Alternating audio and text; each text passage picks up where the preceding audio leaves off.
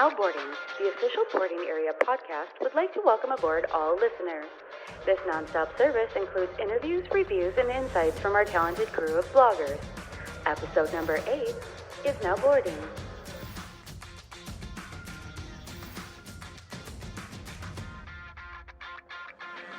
Joining Captain Ed Pizza in the cockpit on today's episode is Tiffany Funk from the blog 1 Mile at a Time. Make sure those tray tables are stowed, your seats are in the upright position. Sit back, relax, and enjoy the episode. Hello, and thanks for tuning in for another episode of the NowBoarding podcast. I'm hanging out still in Washington, D.C. at Frequent Traveler University, and today I have my friend Tiffany Funk on from 1 Mile at a Time. Hey, Tiff, how are you? Great. How are you? I am doing awesome. I'm glad to get a bunch of time to record with a bunch of folks that I know while we're hanging out in town. And you and I have been trying to catch up for probably 3 or 4 months, and we never seem to find ourselves anywhere near each other geographically, and we finally get to catch up in person. I know. It's so nice. It is nice. And so while we've had all kinds of other fun conversations, now we get to talk about you, and mostly you. And I'll make some jokes along the way because I'm me, but we get to find out all kinds of interesting things about Tiffany. Oh, boy. It won't be too bad, guys. I promise. So let's get started with where you got your love of travel from. What was it that made you want to start traveling? So I have always loved travel. I basically grew up in the right-hand seat of a cockpit. All the men in my family were pilots or somehow involved in aviation. My grandfather flew B-52s during the Cold War, so there was always just that love of being in the air and aircraft and airplanes. And from a very, very young age, I would go flying with my dad, and so I just love being in the air. I love that. So a lot of my love from travel, especially as an adult, has just come from I just want to go somewhere. Like, I just want to be on a plane. I don't even care where we're going. I don't care if it's a nice plane. And of course, like, now we start talking about the 1 mile at a time angle, and like, I definitely prefer the nice planes, but I'm super happy in a Q400 at the window, just looking out and watching the world. Yeah. So your dad was he a naval pilot, or was he a professional? My dad was just a private pilot. Okay. So that was still very, very fun as a kid. Yeah, that's really awesome. So I didn't fly in a small plane like that till I was probably in my 20s. I really didn't understand that part of the aviation world. It's interesting that you sort of grew up cutting your teeth in like small planes. Yeah, it was, and it was really interesting. I mean, the first job that I remember wanting to have as a kid is I wanted to be an air traffic controller. Oh, wow. Because like as a little girl, you sort of revere your dad, right? Yeah. Anyway, it's like, like it's your dad, and there's so much that he can do, and he's really awesome. And then there's these people who get to tell him what to do. Yeah. And very competently and directly and very calmly, and it's like, can you do this? And like, you hear him like asking for things like, these are the most powerful people in the world. Yeah. And I want to be one of those people. That's so cool. So your dad took you out on private, and then when did you start traveling, say, to explore the world? How old were you when you started, seeing the world?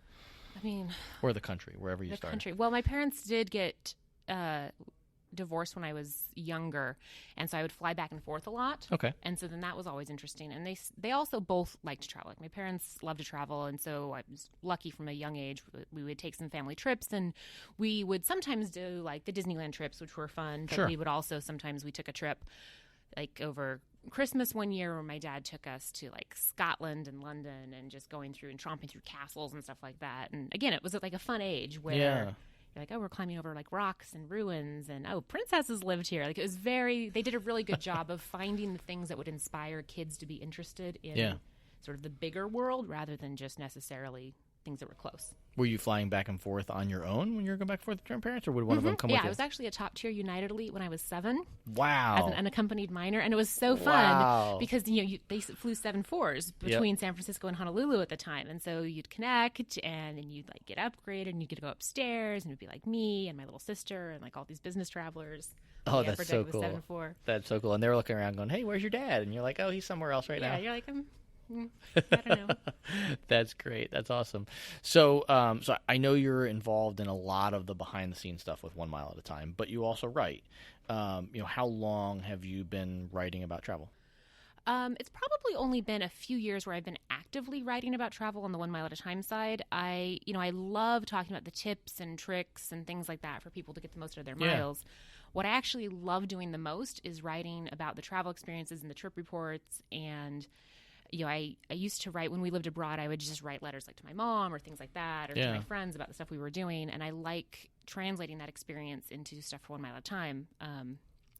Unfortunately, I don't have a ton of time to write about. We never have to enough write time. about my travel, and so that's always I'm like, oh my gosh, like we had such a great trip last year. We went to the Basque region, and I want to tell people about it, and share those experiences. And then I just run out of the time to write about the travel. Yeah, and you do have some great travel. How much traveling would you say you're doing right now on an annual basis? This year will be a little bit less, just because we have like a new puppy and things like that, and you have to stay home, otherwise they get into stuff. But generally, I'm flying about 250,000 miles a year, about 150 nights in hotels. Keep in mind, folks, she just said she was going to travel a little less this year. This year's way less. Way less. It's probably only like 150,000. Yeah. Yeah. Hardly anything at all. Show of hands for everybody listening. Who's flying more than 150,000 miles a year? Look, there's not a lot of hands raised. So where do you find yourself traveling this year? Like, what are some upcoming destinations that you have? Most of what I've done this year, there's been a lot of domestic back and forth. Just, I know you can relate. Yeah. It's just sometimes where life takes you. Well, you guys moved just about a year ago. Mm-hmm, so yeah. there's probably some relocation stuff there, too. Always that fun stuff and seeing family. This year, I have been to the UK a couple of times for some various things, and coming up we have a lovely Emirates first trip that we're doing with some friends, where we will spend a couple days in Dubai and then a couple days in Milan. Wonderful. So that'll be nice. I love it. Two great cities, and I have not been to either yet. Really? I haven't. Yeah, they're on the list with a lot of others. I mean, neither of them are my favorite tourist destinations, Sure. to be honest. But there's nowhere I don't want to go. Even places I've been before that I Right. didn't particularly enjoy. There's still so much out there to experience and enjoy, and there's always something. Yeah, Italy is one of my favorite countries. I think one of the reasons why I haven't been to Milan is exactly how you framed it. It's not necessarily the first place people choose to go in Italy. Right. It's fine, but I think it's geared a little more towards business, and there's plenty. Like, I might do it as a jumping-off region, but I think there's plenty of places in Italy that I've loved visiting that I go back to again. Yeah, again and again and again. You have better luck in Italy than I do, because when I drive in Italy, we've talked about this, and Ed's laughing because he knows where I'm going with this. I do. There's like the parking ticket situation. Mm-hmm. And we lived in Italy for a couple of years, and we're still getting random parking infractions or moving violations. But I think it's very different Sicily than other parts of Italy. As far as that goes. It definitely is. And I think, we've got to do a Miles to Go segment where we just trade those stories, because I have a really great story about Venice and a ticket situation on one of the Vaporettis, but we'll save that. We'll save that for when you and I can swap war stories on a segment. Sorry for sidetracking. No, it's great. I love those. I love those sorts of stories, and I think that's why you and I get along so well, is because we have these sort of outsized things that happen with travel. But from what I see, and certainly I haven't been with you when you've had one of these things happen, but I just think that you're, like, when the thing happens, you're pragmatic about it and you figure it out, and then you're able to compartmentalize it. But you just have a great way of, like, turning it into a comedy when you tell folks about how it happened. Well, yeah, I mean, that's life, Yeah, right? Like, I think you have to be strong and pragmatic in the situation, because when you're traveling, especially if you're traveling like as a single female traveler, Sure. Like, you have to be pragmatic, and you have to keep your head on, and you have to just work through it, right? You just got to work it out, whatever it is. You have to be confident you're not going to get through it. Exactly. And then just in life, you have to laugh at yourself. You do, but so many people don't. And that's why I say, like, when we hear stories, like, I know that you've had these experiences that were either troubling or harrowing or whatever it was, and then, like, to hear you retell it, it really does become, like, the punchline. Right. I mean, of course, because it makes it so much more enjoyable. I was telling this story in a session yesterday, but, last winter, we were going to New York from Southern California, Mm-hmm. and we had tickets to Hamilton when it was like a big thing. I know you raise your eyebrows at me, but I did not pay as much as you think that I did. And in fact, I had extra tickets, and I came out at a profit for my Hamilton situation. But there was weather delays and things like that with New York, and everybody was so stressed. They're like, oh my gosh, like, I'm not going to be able to get there for 2 or 3 days. And my husband was like, oh, you waste all this money, and our family was there, and blah, blah, blah. I was like, no. So instead of flying LA, New York, we're just going to fly LA, Dublin, Frankfurt, New York, and we'll get there at the same time. It'll be fine. Okay, folks, just break that down for just a second. She decided to go from L.A. to Dublin. On Ethiopian. I feel like that's an important part of the I do story. think that is an important part of the story. Hey, guys, Ethiopian flies between L.A. and Dublin. And then because that wasn't far enough out of the way, she went further out of the way to Frankfurt. And then from there, doubled back to New York, because that's how we all get to New York from L.A., right? Well, we had to go to Frankfurt to get back to New York. There wasn't a return space Dublin to New York. I wasn't being ridiculous. It was very pragmatic. It was in the moment. It's like, here's what we do. Very pragmatic. Well, on that note, we're going to step away for our first break. We'll be back to talk a little bit more about the things that Tiffany's an expert on and what you can rely on her for. And we'll obviously finish up with some lightning questions, find out what her favorite things are. We'll be right back on the Now Boarding Podcast. The Now Boarding Podcast is brought to you in part by Norwegian Air. Norwegian is one of the fastest growing airlines in the world. The low-cost carrier is based in Europe and continues to connect cities that have never been connected before. Their most recent flights include nonstop service from Florida to Rome, Madrid, and Stockholm. They've also launched new service from Montreal to the Caribbean and from the Toronto area to Dublin. With a fleet of brand new 787 and 737 MAX airplanes, they're making the world affordable for thousands of travelers.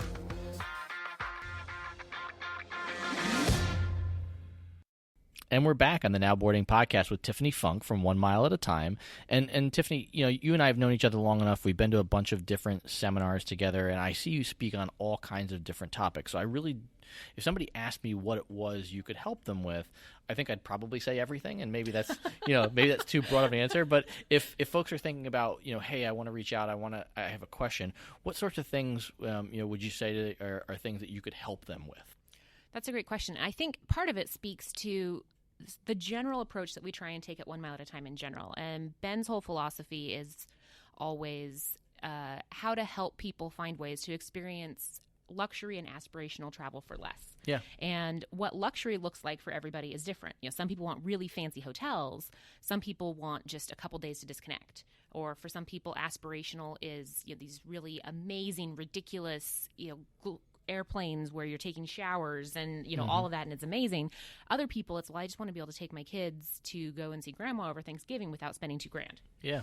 So I think because of that, it does become very broad. Yeah. And in general, then I would say, I know it's like in general, my expertise is being in general, but it's it's helping people find those pathways through. Like, what are your travel goals? What is it you want to do? Why should you even care about miles and points? How does this apply to your life and your situation? Yeah. Okay, let's take that. Here's the best pathway through for you. Yeah. For some people, it's going to be taking advantage of credit card offers. For some people, it's going to be looking at, different alternatives just based on their situation, what they want to do.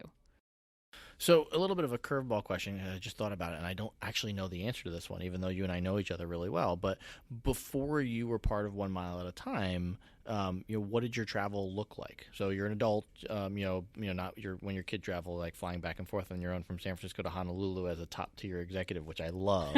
But what did your travel look like, say, after that?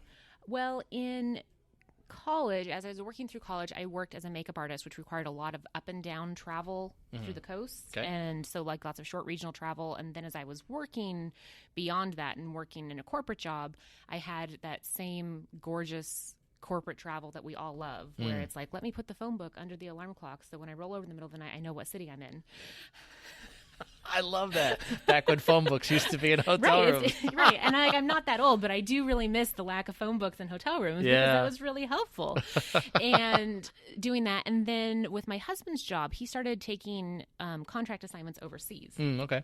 And so we would be in a situation where we would often be 3, 6, 9 months in random places. Oh, wow. Which was really enjoyable. I mean, that's why we spent so much time in Sicily and then other places, because he'd be going out there for intervals of time, and I just sort of shifted my life so that I could go along, because if, somebody comes home and says, I'm going to Sicily for 3 months, I don't say, have a nice time. Right, obviously. Right. Yeah, I'd like to come have a nice time with you. Yeah, exactly. So it was a lot of that. And I think that those really immersive and intense experiences are something that I still try and look for on shorter trips. Yeah. It's obviously a very different experience when you spend 3 months living on an island off the coast of Sicily where nobody speaks English because, it's a touristy town in the summer.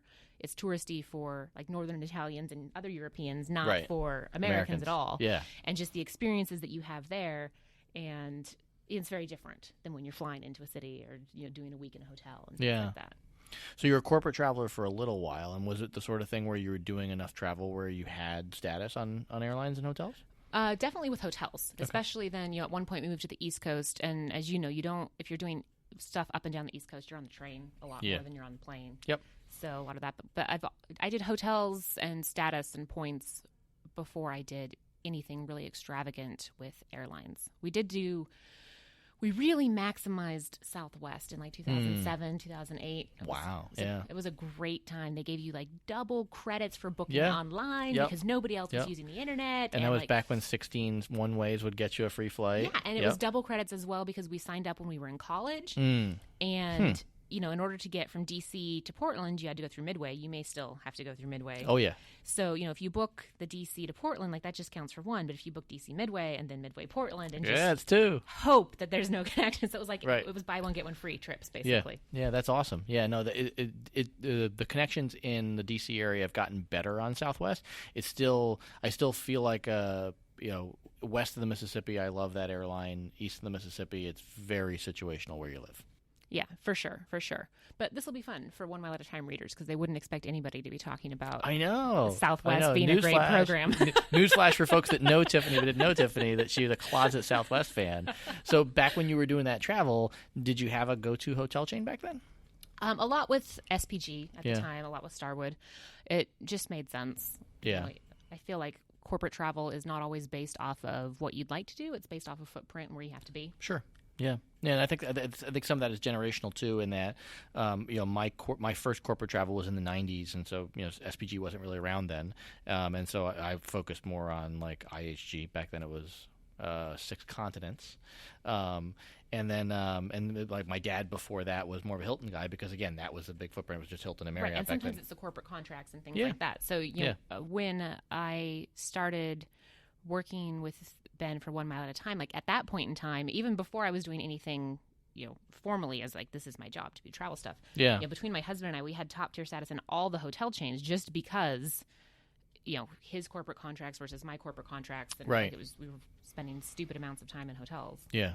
Yeah, and now, we'll get to that in a bit. We're going to get to favorite hotel chains, but I don't want to tease that one too soon. But that's probably a great place for us to step away for our final break. We'll be right back with Tiffany to hear some of her favorite things on the NowBoarding podcast. The NowBoarding podcast is brought to you in part by No Jet Lag. Don't let jet lag get you down. There are flight crews, sports teams, and business executives all around the world that sing the praises of No Jet Lag. No Jet Lag is the leader in jet lag management for the last 25 years. Don't let jet lag spoil your next trip. Visit nojetlag.com to get yours today. And we're back to wrap up the NowBoarding podcast this week with Tiffany Funk. We're going to spin through some lightning questions to find out some of her favorite things. I don't know the answer to most of these, even though I know her real well, so I'm super keen on her answers. And she probably thinks that there are right or wrong answers as she looks at me. But there's no right or wrong answer. I don't think so, unless you say your favorite airline is Southwest. And then there's a whole bunch of people that read 1 Mile at a Time. They're going to go, wait, hold on, what? So anyway, what's one of the coolest destinations you've ever visited? Oh, gosh. So I love so many things about so many places, but 2 that always stand out. I love the islands of Malaysia. Okay. It's beautiful. You should actually take your kids to Langkawi. They would love it. It's primeval rainforest. Yep. It's gorgeous. The people are so friendly. The food is amazing. And it's really low-key and relaxed. And like not a lot of people go there. They'll go to Thailand. For the beaches there. And nobody really necessarily thinks of the islands of Malaysia. And I've also heard it's very affordable. Like the dollar goes fairly far there. Oh, yeah, absolutely. And it's great. And people are it's a very welcoming culture. And really, really loved that. And then we went to Jordan a couple years ago, and I loved that. We drove through the desert, we went camping, we, had fabulous conversations over a fire with, groups of Bedouin, and it was just lovely. And I feel like I saw some of those pictures from your trip. That's one I actually did successfully write about in great detail. It might be the last trip report I've done even. But it was great. And I think so many people are hesitant to go to certain regions of the world right now. Sure. And I just named 2 that most people wouldn't go to. Yeah. And they're well worth it. And they're not always the most advertised places. Sure. And I think there's some amazing opportunities there. Yeah, and I think that brings up an interesting follow-up question about places in the world that people might not be comfortable going to. You, as you say, you picked a couple of places that don't pop up at the top of the list, and I don't necessarily think of Langkawi as a place that might not be safe. But if we say that Jordan is maybe somewhere on the fringes, what was it that got you comfortable to go there? It's interesting because about a week before we were going to go to Jordan, they had a little bit of a terrorist incident in one of their towns, and everyone was like, oh my gosh, you have to cancel your trip, blah blah, and that's not me. Like, I don't generally I feel like whenever a country has had some kind of an incident, then that's a good time to go because everyone's on a high alert. And so of course, like, we were road tripping through Jordan, there were tons of security checkpoints and like lots of people wanting to see our passport, and it was practice their English, and it was fine. It was a really good experience. So in general, the approach that I take, I like to look for openness about the situation. Right. So if and this is probably, everybody takes different approaches, but I feel like if everyone is on the same page in terms of what's going on in a country, whether there's conflict happening there or not, like if it's being openly communicated and there's like a free media who's allowed to report on incidents, then I feel like you can educate yourself and make decisions as to, okay, this is a good place to go. Like, I have no problem going to Egypt a few years ago. Now I'd be a little bit more hesitant in some ways because I'm like, are we getting enough information to be able to make good choices? That's kind of how I feel about Turkey right now. Exactly. And Turkey is someplace I've always wanted to go. I'm like, but I don't know that I can make that an informed decision given the constraints that are being put on the information that's coming out of that country right now. Yeah, I agree. I had a trip planned right before things started to get bad, and there was a terrorist attack, and I ended up ultimately canceling the trip, mostly because my wife was uncomfortable, and I didn't want to put her in the position of being uncomfortable while I was gone. And then the situation has degraded significantly since, and it's one of those places that has just so much history and so much beauty, and I so badly want to get there. But I think you bring up a really good point, which I didn't really connect, even though I know it was a big factor in my decision, which is, are we getting accurate information about the actual circumstances on the ground in Istanbul? Right. And that's sort of, I mean, I don't know that that's the best advice for other people. That's just the approach that I generally take, is like, do I feel like I can get enough information to where I can make a decision confidently one way or the other? And if I can't, then maybe I'll save this trip for a different time. Yeah, and I think given our lifestyle of wanting to travel a lot, I feel like I'll be older when I finally get to Istanbul, but I do feel like, and I'm guessing you do too, like, okay, there will be a time that I'll be able to go. Yeah. And in general, I don't feel like I'm overly cautious about safety things. There's a lot of cities that I'm happy to go to by myself. As a single woman, I'm happy to take my nieces places that other people might think are controversial. Yeah. And I think it's sort of important to do, and to sort of understand what are actual risks versus what are made up risks versus what is just people who maybe don't have a great understanding of the world and their biases that they're communicating and portraying as risks. Yeah. All right, well, shifting topics, let's cover some of your... somber note. Yeah. I don't think that's somber. I think it's very eye-opening, because I think a lot of people shy away from places where there's a little bit of trouble because they feel like it's better to be safe than sorry. And I do think, without sounding sexist at all, I do think that there is a quote-unquote difference for a single female going to certain places in the world just because of perceived prejudices. And I think if you're a single woman and demonstrate confidence, there are very few places you can't go if you use common sense. Well, and there's also a lot of privilege wrapped up in that. I know there's places I can definitely go that somebody who doesn't look like me would have a very different experience. Sure. And I recognize that. But that's the same thing as in America, right? Mm-hmm. Like, there's streets I would confidently walk down in other countries where if I walk down the street that looks exactly the same in the U.S., I'd be like, Yeah. So. No, I think that's a really good point. All right, so let's put you on the spot with some questions. Favorite airline? Oh, gosh. So I don't know that I have a favorite airline, but what I love about certain airlines in general is when the airline and the brand get to be a bit of an ambassador for the culture or the community of a country. Mm-hmm. So, like, I really love flying Swiss First, which is, challenging to do these days. But there's such a nice balance between, like, this precision of things and then that tradition of Swiss hospitality. It's like, it's very warm, it's very welcoming, and still very polished. So we flew them, and it was January, and, they were, of course, they're pouring the champagne, and they're giving you the menu, and they're saying, we have amazing selections. Our chef is very good. He's like, but it's winter, so you probably want the fondue. And it hadn't occurred to me until he said, I was like, you are right. Of course I want to have the fondue. And, little things like that, or, flying Thai, where there's so much attention given to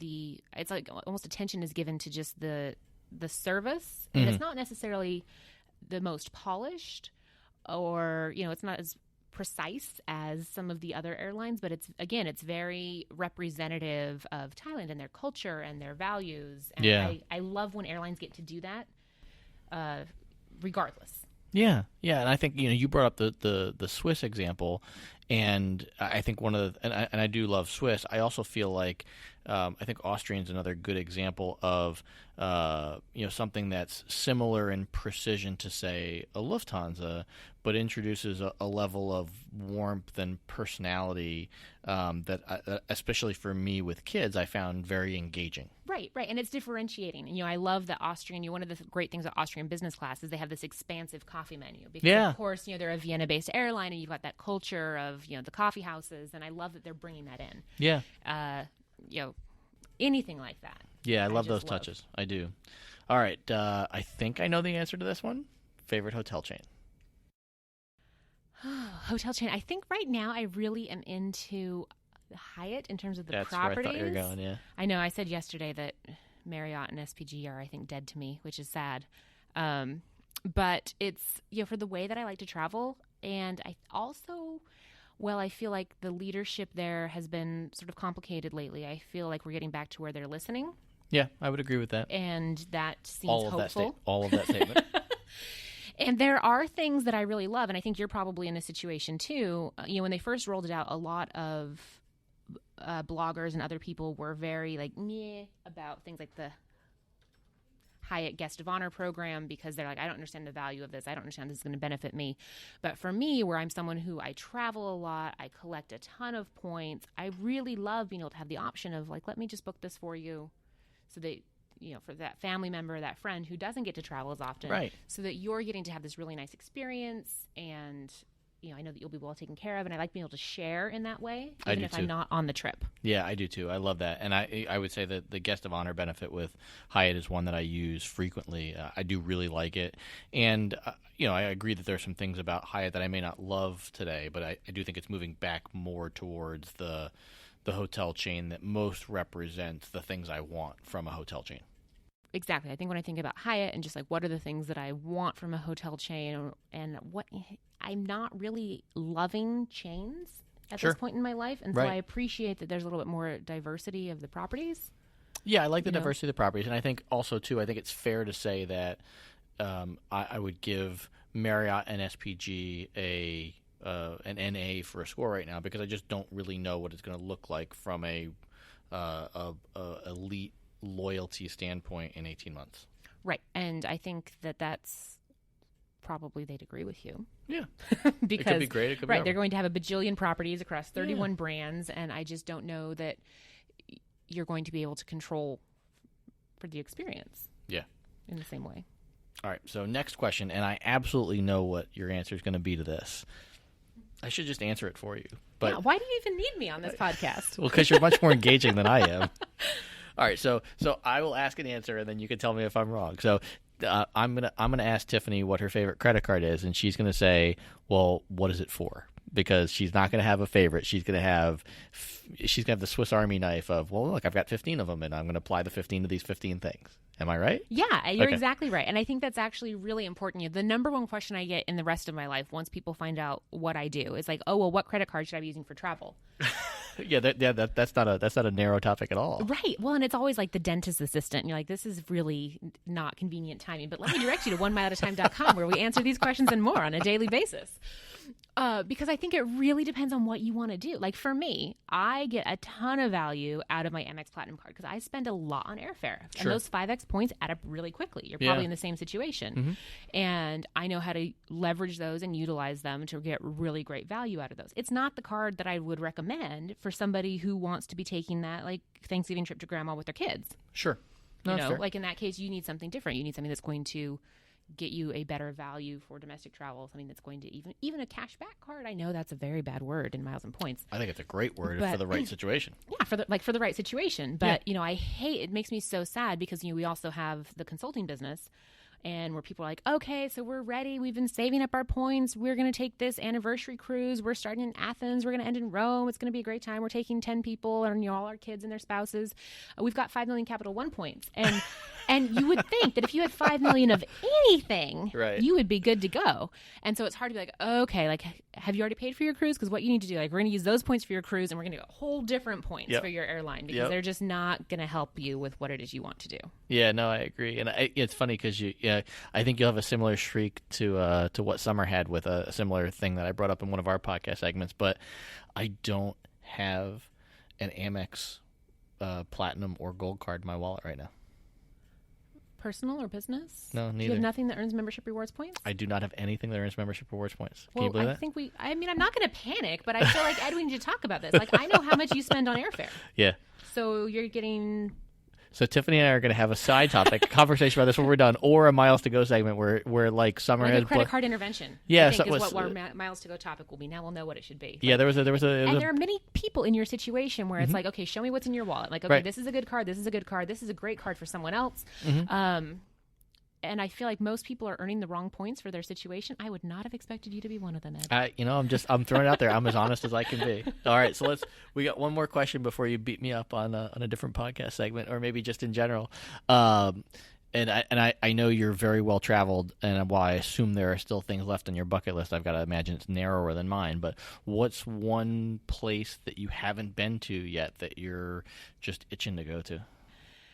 Okay, so I'm not going to specifically answer this in terms of place, but I want to tell you right now, it's going back to what we were saying earlier, where everybody has different ideas of what aspirational and luxury travel looks like for them. Yeah. And right now, my biggest commodity in life is time. Yeah. I have all the miles. All the miles. So anywhere She's I got go, all of them. I do. I've got all the miles and all the programs. I've got like 5 million miles right now or something. It's ridiculous. So I have the miles and the points and the resources to probably realistically do anything I would want to do. What I don't have is the time. So the stuff that sounds really appealing to me right now are things like taking the train up to Tibet. Oh, yeah. From Guangzhou, and just spending like that time on the train in the country and that whole experience of, of the train and the isolation, spending like a few days hiking around the old tea plantations in the mountains of Sri Lanka. Like I love these ideas. The kind of thing that appeals to me right now more than necessarily a specific destination, but I am very intrigued at the moment by places that aren't necessarily conventionally luxurious. But very experiential. Yes, that are hard to get into, harder to get out of, require a lot of thought and effort, and then let you experience the world in an entirely different way that you would generally get to do. I love it. And I couldn't think of a better place to put a full wrap on this, because I just think that that's a great summary of how you see the travel world and how a lot of us see the travel world, these experiences, and how experiences can be so much more valuable than things. And we'll end our life with a suitcase full of wonderful experiences.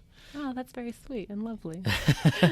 So when you're not on the podcast with me and potentially berating me about the American Express membership rewards program in a few minutes, where can folks find you? The best place to find me is on onemileatatime.com. We have the Ask Lucky forums there, or Ben and I do read every single comment that's posted on the blog, for better or for worse. Every single comment, and that's a big number. Folks. And you can also find me on Twitter at TEBFunk. And then she's a great Twitter follow, guys. Awesome for Twitter follow. I love having fun with you. Your sarcasm matches mine so wonderfully. All right, guys, that's a full wrap this week. Hope you'll tune in next week for another interesting episode of the NowBoarding podcast. Until then, see you later.